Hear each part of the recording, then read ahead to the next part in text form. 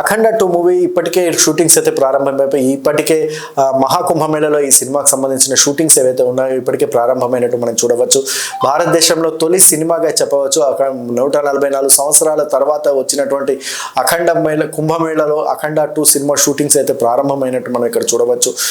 అలాగే ఈ సినిమాలో ముఖ్యమైన విశేషాల విషయానికి వచ్చినట్టు ఈ సినిమాను ఎక్కువగా కృష్ణా జిల్లాలో ఉన్న కొన్ని ప్రదేశాల్లో జూనియర్ ఎలాగైతే సీనియర్ నందమూరి తారక రామారావు గారు పుట్టినటువంటి నిమ్మకూరు ఆ చుట్టుపక్కల పరిసరాల్లో అయితే షూటింగ్ జరుపుకుంటున్నట్టు తెలుస్తోంది. దీంతో నందమూరి అభిమానులకు ఆనందానికి అవధులు లేకుండా జరిగిందని చూడవచ్చు.